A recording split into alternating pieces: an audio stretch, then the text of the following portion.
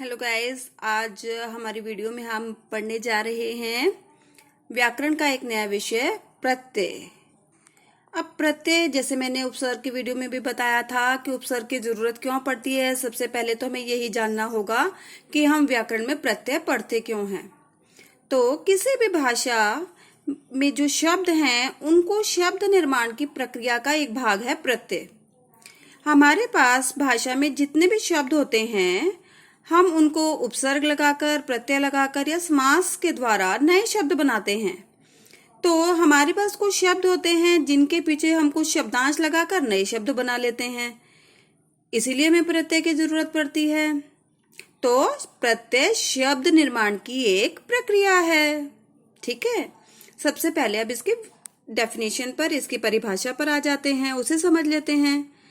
जो शब्दांश शब्दों के अंत में लगकर उनके अर्थ में परिवर्तन लाते हैं वे प्रत्यय कहलाते हैं। जैसे मनुष्यत्व, आप देखिए मनुष्य जो शब्द है उसके पीछे लगा है त्व, तो ये त्व जो है मनुष्य जमा त्व जो है हमने प्रत्यय लगाकर एक नया शब्द बना लिया, मनुष्यत्व। ठीक है, मनुष्य का मतलब था इंसान और मनुष्यत्व का मतलब बन गया इंसानियत। इसी प्रकार से धर्म एक शब्द था, उसके पीछे हमने इक लगा दिया और ये बन गया धार्मिक, एक नया शब्द बन गया। भारत शब्द था, उसमें हमने ईय प्रत्यय लगाकर बना लिया भारतीय, एक नया शब्द बन गया। ठीक है, अब प्रत्यय बनाते समय हमें कुछ बातें ध्यान में रखनी होंगी। वे क्या हैं? प्रत्यय शब्दांश होते हैं, शब्द नहीं।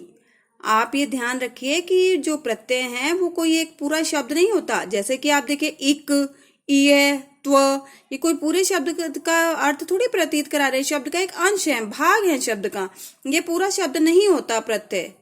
उसके बाद है प्रत्यय शब्दों के अंत में लगते हैं। आपने ये याद रखना है, जिस प्रकार से उपसर्ग शब्द के पहले लगते हैं उसी प्रकार से प्रत्यय शब्दों के अंत में लगते हैं। तीसरा पॉइंट जो आपने याद रखना है, प्रत्यय शब्दों के अर्थ को बदल देते हैं। ठीक है, जैसे कि एक शब्द था भारत, उसका वो एक कंट्री का नाम है, उसके साथ ईय लगा दिया तो भारतीय बन गया और वो हो गया भारतीयत्व। ठीक है, तो ये जो है शब्द के अर्थ में परिवर्तन ले आते हैं। प्रत्यय के प्रकार, प्रत्यय दो प्रकार के होते हैं, कृत प्रत्यय तथा तद्धित प्रत्यय। ये जरा ध्यान से समझिएगा आप लोग, कृत प्रत्यय तथा तद्धित प्रत्यय। सबसे पहले कृत प्रत्यय पर आते हैं। जो प्रत्यय क्रिया के मूल रूप के अंत में जुड़कर संज्ञा और विशेषण शब्द बनाते हैं उन्हें कृत प्रत्यय कहते हैं।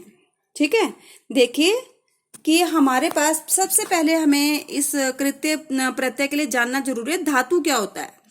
कि देखिए मैंने ये शब्द लिखा है पढ़, आपने देखो पढ़ता, पढ़ती, पढ़ते, पढ़ाई, ये सब शब्द किससे बने? पढ़ से बने हैं।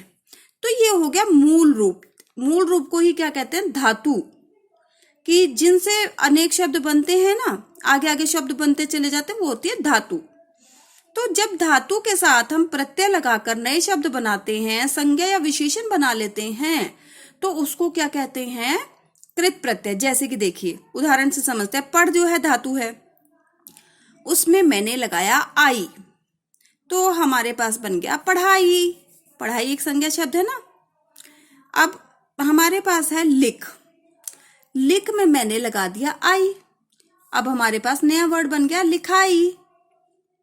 सुन एक धातु थी, उसमें वाई लगा दिया सुनवाई। तैर जो है एक धातु है, उसमें आग प्रत्यय लगाकर बना लिया तैराक। टिक में आऊ प्रत्यय लगाकर बना लिया टिकाऊ। तो कृत प्रत्यय क्या है? जो धातु के साथ प्रत्यय लगाकर बनाए जाते, प्रत्यय लगाकर संज्ञा या विशेषण शब्द बनाए जाते हैं, वो क्या कहलाते हैं? कृत प्रत्यय। हम आते हैं तद्धित प्रत्यय पर। तद्धित प्रत्यय वे प्रत्यय होते हैं जो आपको मालूम है, आप पढ़ चुके होंगे, संज्ञा किसे कहते हैं, सर्वनाम विशेषण शब्द अलग अलग होते हैं। तो जो प्रत्यय संज्ञा के साथ, सर्वनाम के साथ, विशेषण के साथ लगाए जाते हैं और उनके अंत में मतलब जो प्रत्यय लगा दिए जाते हैं और नए शब्द बना लिए जाते हैं, उन्हें तद्धित प्रत्यय कहते हैं। ठीक है, जैसे कि उदाहरण से समझते हैं, भूख शब्द जो है वो एक संज्ञा शब्द है, ठीक है, हमने बोला ना संज्ञा के साथ लगाते हैं। तो भूख शब्द क्या है, एक संज्ञा शब्द है। भूख के साथ मैंने लगा लिया आ, तो नया शब्द बन गया भूखा, ठीक है। तो इस प्रकार से संज्ञा शब्द लगाकर जब मैंने संज्ञा में प्रत्यय लगाकर बनाया तो ये बन गया तद्धित प्रत्यय, ठीक है। अब ये देखिए, ये जो थे धातु में लगे थे कृत प्रत्यय, और तद्धित प्रत्यय किसमें लगते हैं, ये संज्ञा सर्वनाम विशेषण शब्दों में लगते हैं। अब ईमान शब्द भी क्या है, एक संज्ञा शब्द है।